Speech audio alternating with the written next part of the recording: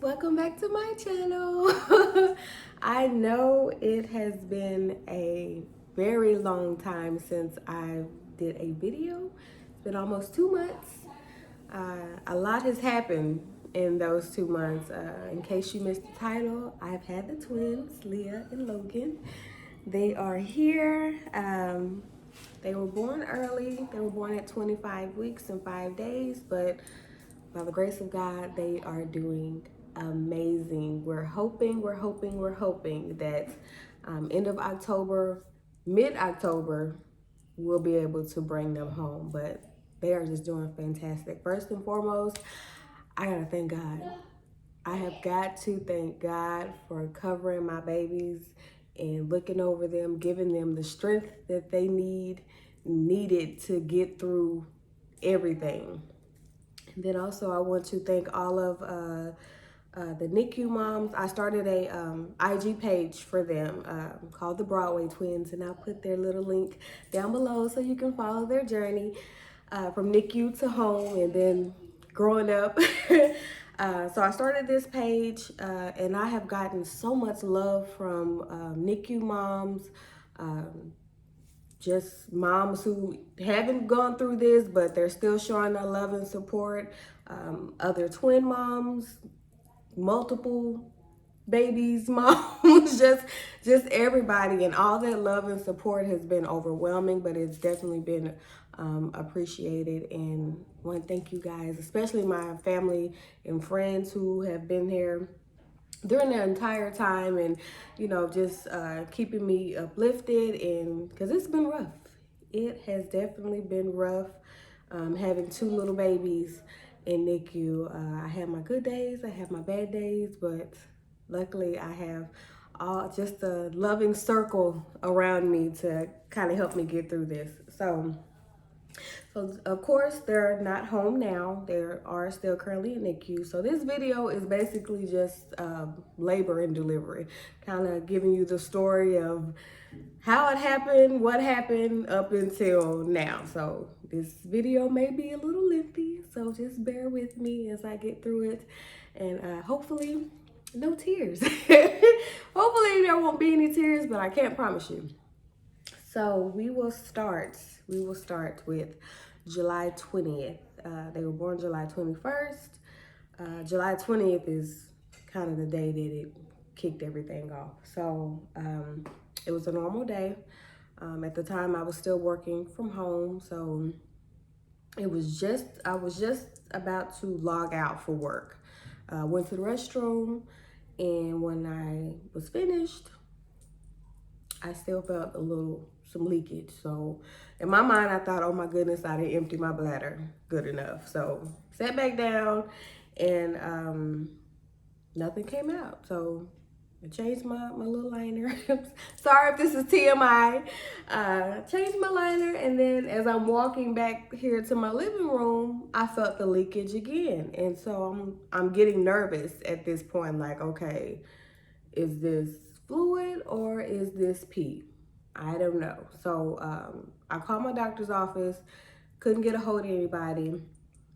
So now I called my mom, and of course I'm frantic at this point. Like, okay, I don't know what I need to do. I don't know if this is fluid or if this is pee. What's going on? I haven't been pregnant in years. Of course, I know that this is not normal, but at the same time, you never know. So I'm talking to my mom, and she had to calm me down because I was like hysterical. Granted, I have been very anxious about having twins. It's just a lot to take care of. But in that instance, I was afraid that I may be losing my babies. So I was scared. I just didn't know what to do. So my mom, she calmed me down, and she was like, keep trying to reach the doctor's office. So after about 20 minutes or so, finally reached the after hours nurse or whatever and spoke with her. And she asked me, was the fluid clear or was it yellow? And I said, well, on my panty liner, it's clear. But I've also been, I drink so much water, so I can't tell you if it's pee or if it's fluid. So she said, well, just go ahead and go to labor and delivery, go through triage, and just have them check you. So I drive myself and my daughter to labor and delivery. And I decided to do valet because I didn't want to have to walk from the parking garage and something happened. So I did valet.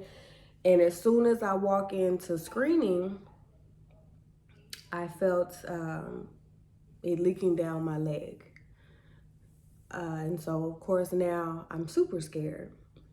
With COVID and everything that's going on, I don't know if it's the same at all hospitals, but children 16 and under are not allowed in the hospital. So I won't say it was an argument, but it was a conversation, an intense conversation between me and the screening people, because I'm explaining to them that, hey, I know my daughter's only 9. I'm 25 weeks pregnant. I got fluid coming out. I can't leave her here. My mom's on her way to come pick her up. Please work with me. Can she just come with me to triage and, sit in there until my mom comes? Because I'm not going to leave my daughter in the car, and I'm not going to leave her out here in the waiting area by herself. So after about 10 minutes of intense conversation with these people, they finally let us go ahead and go back. So now, as I get to labor and delivery, and they put me in the room, and they tell me to go ahead and get undressed. As soon as I get undressed, I felt like a small pop. And right after that small pop, a lot more fluid started coming out. Now I know this ain't pee. This is clearly fluid coming out. So now I'm really scared. I'm really frantic, and I'm really like, okay, this can't be happening. Like, nothing's ready. I don't have anything yet. I don't know what's going to happen with my babies. This can't be happening right now. So my mom finally comes, picks my daughter up. At this point, I'm by myself. I'm in the waiting room. Again, with COVID, I really can't even have any visitors with me at the time. So I'm basically going through all of this by myself. Being pregnant, I already got all these emotions going on, and now I'm having to deal with, this tremendous experience by myself.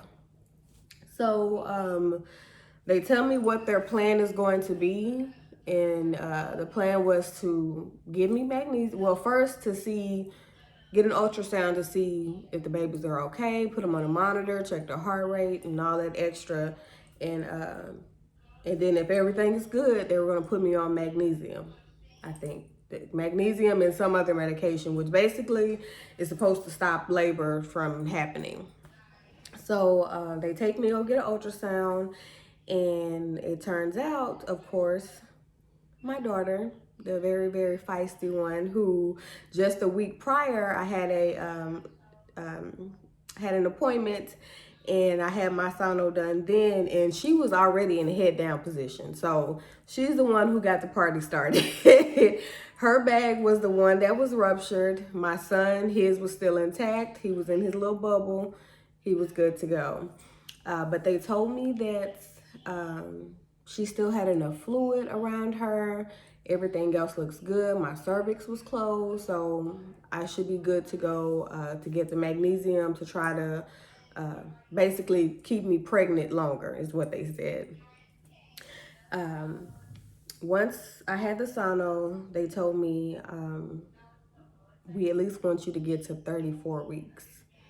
And so I was like, so are you guys going to send me back home and I do bed rest? They was like, oh no, you're going to stay here in the hospital till you're at least 34 weeks. So in my mind, I'm like, okay, I'm only 25 weeks. So I'm going to have to stay here for 9 more weeks is basically, well, not even 9 more weeks at that point, because I was about to be 26 weeks, but even still, it was a long time, 2 months or so. So, of course, I did not want to be holed up in no hospital bed for 2 months, but I was willing to do anything that was necessary for my little baby. So that was the plan. He sent me down to labor and delivery, put me in a room there, and they gave me the magnesium. Magnesium is awful, okay? The nurse told me that I will feel all of these symptoms all at once, and then they will quickly go away. She said I will be hot, I will have flu-like symptoms, pain. Just as quickly as it came, it came and went. It came and went. I was hot, I was in pain, but then once it was over, it was over. So that was one of the worst things. The second worst thing was after I had all that done, they told me to get some rest. Everything still looked good. At 3 a.m., and I remember it distinctly, they came in and did a COVID test. If you have not had the very exciting experience of having a COVID test, oh, you are definitely missing out. It is awful. Oh my goodness. Now, I've had a flu test done, and when I've heard other people speak of getting the COVID test done, I thought they were exaggerating. Like, they said it was 10 times worse than the flu test, and I'm like, well, the flu test wasn't that bad for me, so maybe it's not as bad. When I tell you, when she stuck that swab up my nose and I felt it instantly all through here, and once she took it out, all of this was hurting. I couldn't go back to sleep. I was up. I was up for the rest of the night. I was just like, y'all couldn't say that for the morning? Like, you just ruined my sleep. So, had the COVID test done, came back the next day, I was good to go.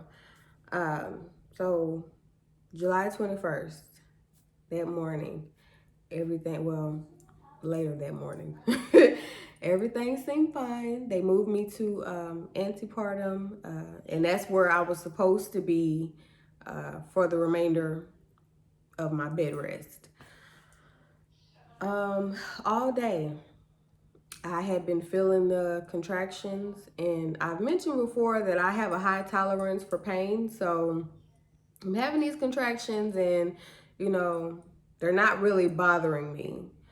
But later on that day, it wasn't painful, but they seemed more intense than the ones that I was having before. But they weren't close together, so it didn't register to me that these were real contractions and not the Braxton Hicks because they were so spaced out. But they were more intense.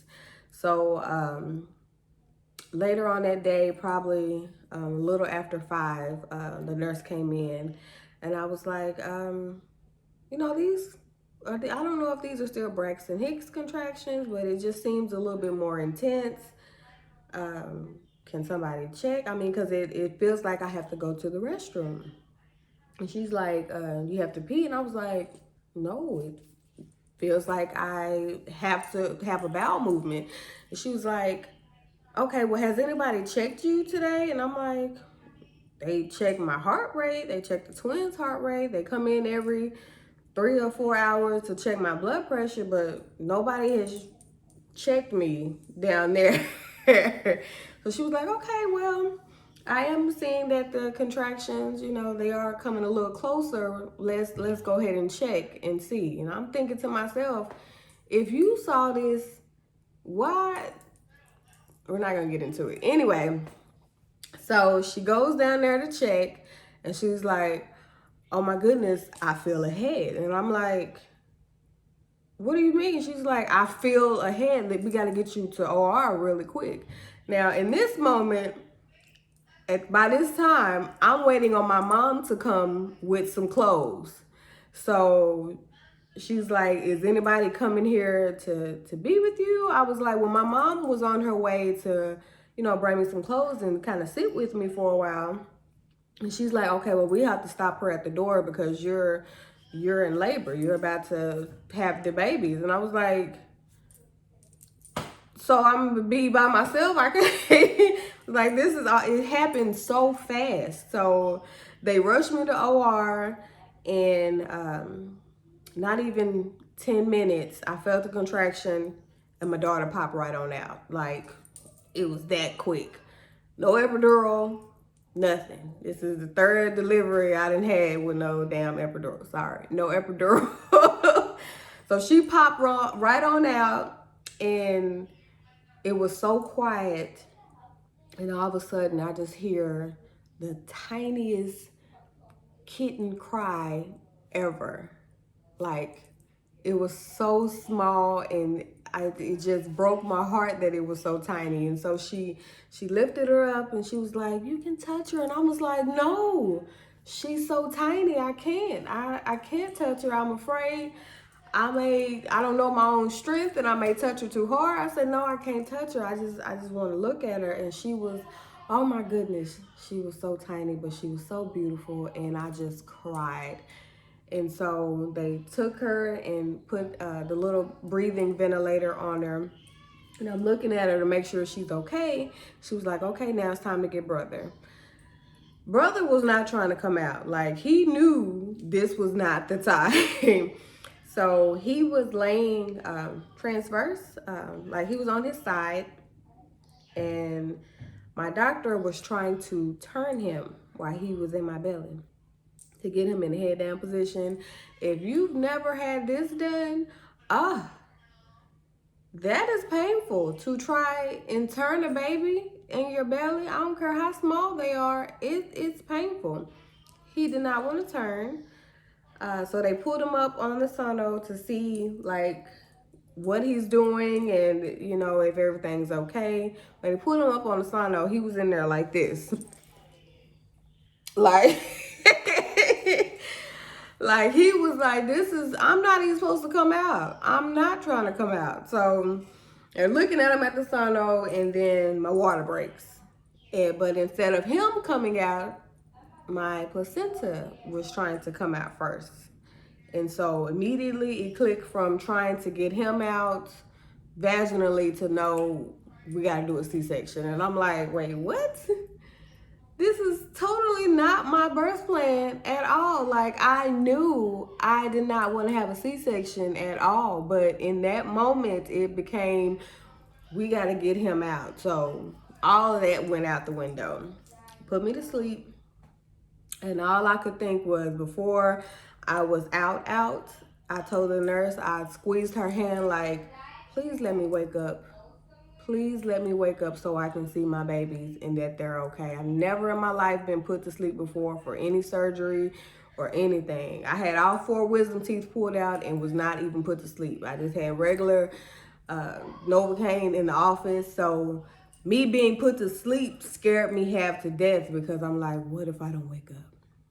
I'm not gonna be able to see my baby. So the nurse, and I remember her, Rebecca, she was absolutely amazing. Absolutely amazing. She held my hand through the entire process until I was out. And so when I woke up, I was back in labor and delivery, and my mom was there.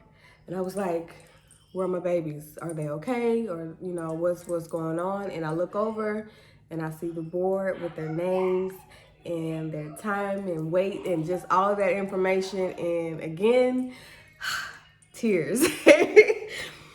I was just so happy because I knew that they were okay. But then I was like, I have to see them. Can I see them now? Can somebody go and somebody wheel me to NICU and so I can go see my babies? And when I saw them for the very first time, it was just, it was amazing. Like, it was amazing, but it was heartbreaking all at the same time, because it was like, here are these tiny little humans hooked up to all these big cords and machines, and it was just devastating to see. But in the same instance, it was I was overjoyed to see them and that they were okay. I said I wasn't gonna cry, but damn it. it was just, I was just so happy to see them. Um, so after that, of course, they wanted for me to get my rest, but I didn't want to leave them. Like, I wanted to stay. If I had to sleep in a chair, I would have, but they kept telling me, oh, you had major surgery. C-section is major surgery. You need to get some rest. So they took me back to my room so that I could sleep. But it was hard. It's hard to get some rest after going through all of that. So those first few days, I was going down there every day. I didn't care what kind, like, I was in pain. I was sick from the medicine. Like, I don't like pain medicine whatsoever. So I was sick from that, but I knew I had to take it to give myself some kind of strength to be able to go down there and see my baby. So I was getting up every day, asking the nurse, hey, can somebody wheel me down there so I can go see my babies? And I was sitting there with them for a few hours and just love on them both, like, hey, my little babies, sitting in the middle with, you know, just touching the glass because I was still afraid to touch them. So I'm just in the middle looking at both my little babies like, my two little humans. And so I saw them as much as I could while I was there. And then discharge day came. And it was very bittersweet. I'm sorry, that's my daughter. If you hear her in the background, she's on the phone with her cousin. So please forgive me. Forgive her and all that noise she's making. But it was very bittersweet that day because it took me back to when I had my son and it was time to go home, and I knew that I was leaving my baby in that hospital. Like, it felt like I was going home empty-handed. And even though I knew that my twin babies would eventually come home, I still had that feeling like I've gone through all of this and now I'm leaving this hospital without my babies. And so I was just distraught. Like, it was just too much for me to take on. And then also, I would be by myself. My mom and my daughter had to stay away for 14 days because my mom just had a COVID test done, so she had to stay away for 14 days. And so that was kind of hard coming back home to nobody. I was here by myself, having to kind of take care of myself. My mom and my sister, they called and they checked up on me to make sure I was okay, but I mainly stayed in the bed the entire time that I was here. I had put up dark curtains because I felt so depressed. I felt like the walls were closing in on me. I was like, I have two beautiful little babies that I can't see every day. I can't touch and kiss and smell and love on every day. And it hurts. It like hurt me to the core that I was alone. And so the following couple of days, I was calling NICU every day, trying to get updates, making sure that they were okay. The hospital that they're in, they have this thing called Angel Cam set up to where I can look at my babies 24/7, which probably in hindsight was not the best idea for me anyway. I probably shouldn't have looked at the camera so much because I think that really kind of contributed to me being so depressed, looking at them every day knowing that I couldn't get to them as fast as, as I want to. Like, if I would see them crying on the camera and I felt like they were crying for too long, it could be 30 seconds. I'm on the phone with NICU like, hey, can somebody check on Leah? you know, she's been crying for like 2 seconds and nobody's coming there to check on her. So I had to kind of find other things to do so that I wouldn't be so focused on looking at them all day. Because if that's all I did was look at the camera all day, I was like, okay, I have to get out of this room. I have to get up and do something. So I started sewing again, trying to do different activities to take, not necessarily take my mind off of them, but to give me something else to do besides looking at them all day, every day. I know that they are in the very best hands at the hospital that they're in. You know, I know that they're going to be well taken care of, and that they're going to love on my babies just like I would love on my babies. So I had to put that in my mind that they were going to be okay. We had some hiccups those first couple of weeks of NICU. It was definitely a roller coaster. I remember that they called me and said something was going on with my son's breathing. I can't tell you exactly what it was because so much has happened, but I remember them calling me, and I was not supposed to even be driving at this time. This was like the following week after they were born.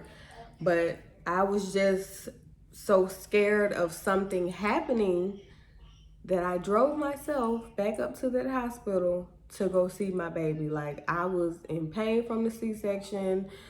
I had took some medicine, nothing heavy like some ibuprofen, but I know I wasn't supposed to be driving. But like I said, I don't recommend anybody do this either. Please don't do what I do. I was going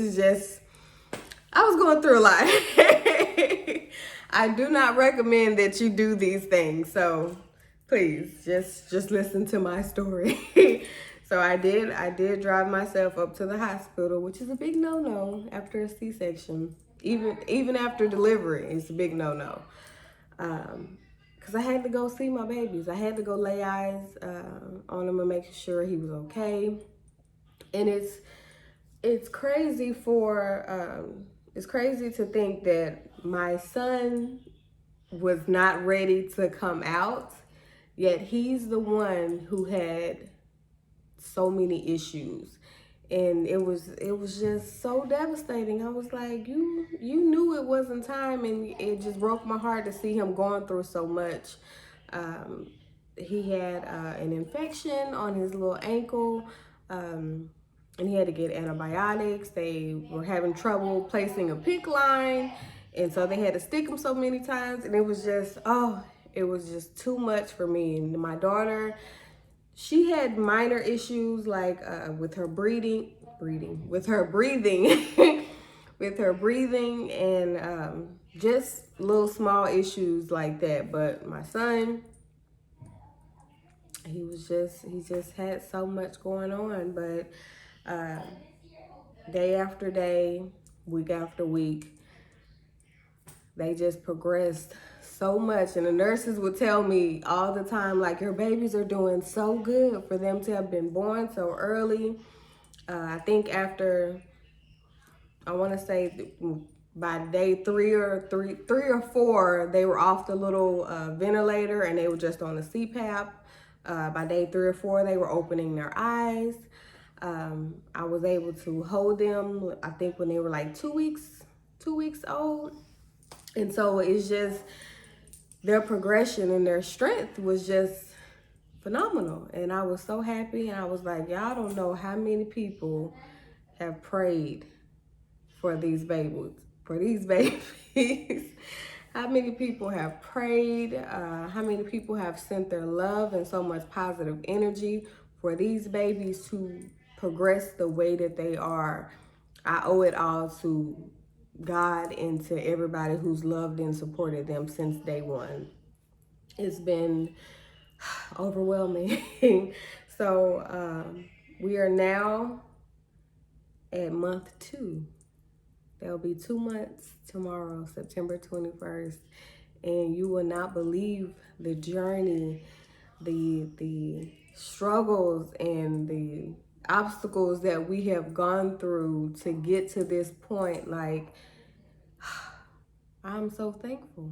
I am so thankful. Like, it's just been to see their transformation from day one to now is very shocking. Like, I know babies change a lot, but their change has been something that I've never seen before. Like, every time that I came in to see them, they look like new babies. I'm like, yeah, sure these my little twin babies? Are you y'all didn't switch nothing out? Are you sure these are my twin babies? And I love how even though they're twins, they're so different, so different. He's my little chunky baby, and then she's slim like her sister, and he's more brown skin and she's more fair. He's the before he was the chill one and she was the feisty one. Now they switch roles. She's more laid back and reserved, and now he's the, I won't say feisty, but he likes to cut up a little bit. So they've definitely switched roles, but it's just, I love to see that they already have their own little personalities, and it's just, I just can't wait to get them home. They have gone through so much, and I know that I know they're sick of the hospital because I'm sick of the hospital too.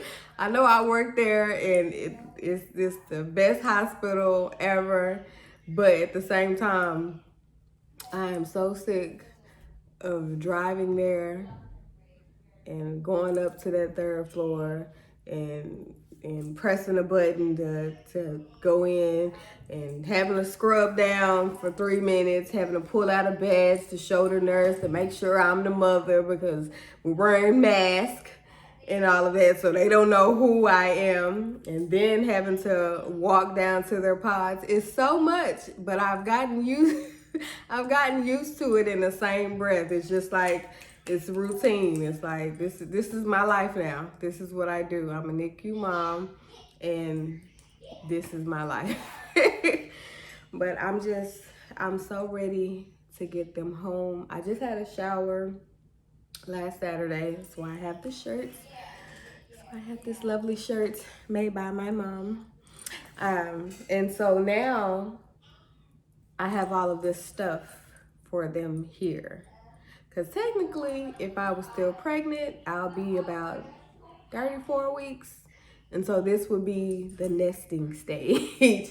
So it's like now I have all of this stuff and I want to set everything up, their bassinets and everything. But I won't do that to myself because I know if I have the bassinets, I'm going to wake up in the middle of the night and see them, and I may just be in full on tears, and I don't need that right now. I think I've done enough crying for 2020, and I don't need that. So I'm keeping everything in the boxes for now until we get closer to their come home date, which hopefully will be soon. They are finally both off of CPAP. My son, he's currently on just the cannula, the low flow oxygen as of now. My daughter, she's off of CPAP as of today, September 20th.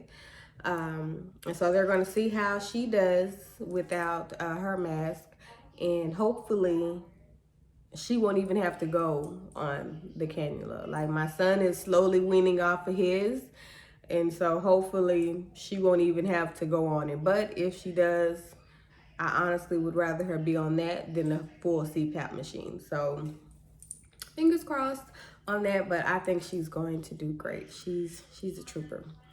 I guess that's it as far as you know, how they're doing as of right now.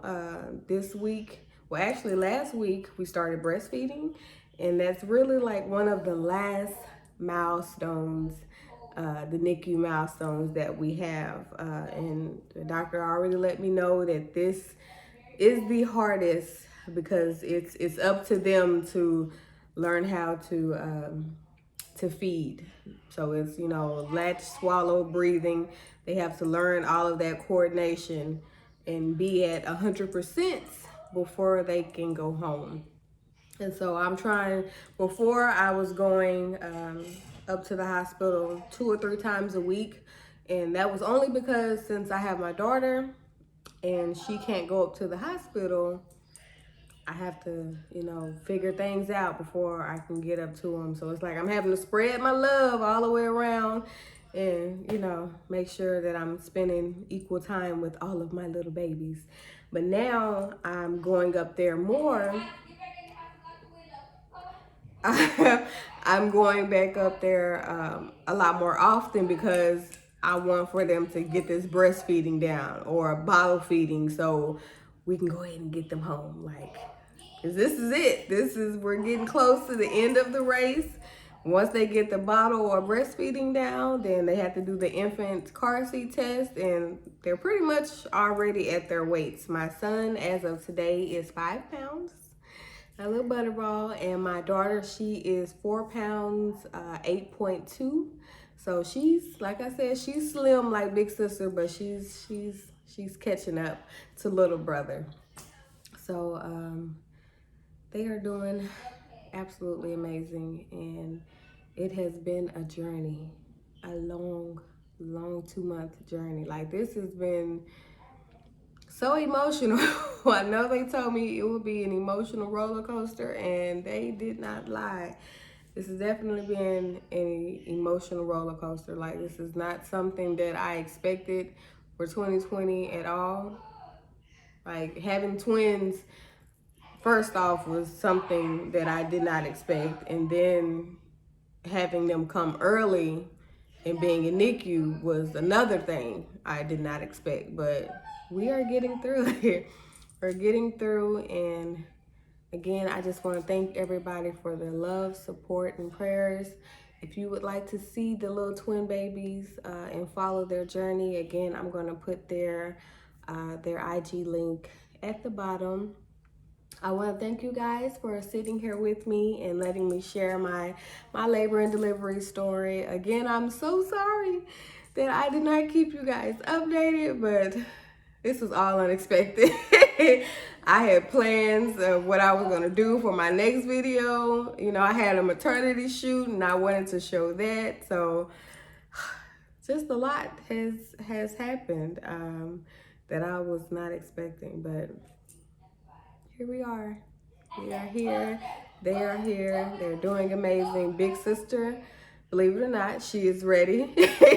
She is ready for them to come home. She asks me every day, "Are the twins coming home today? How much longer?" And I'm like, "We're getting there. You seem excited now, but we'll see when I'm waking you up at 5 saying, 'Hey, bring me a diaper or a bottle.'" So just keep that same energy, boo. So again, thank you guys. The next video, hopefully, I keep crossing my fingers because I'm like, this is me all day. Fingers crossed that things go the way I need them to go. Hopefully the next video will be them at home.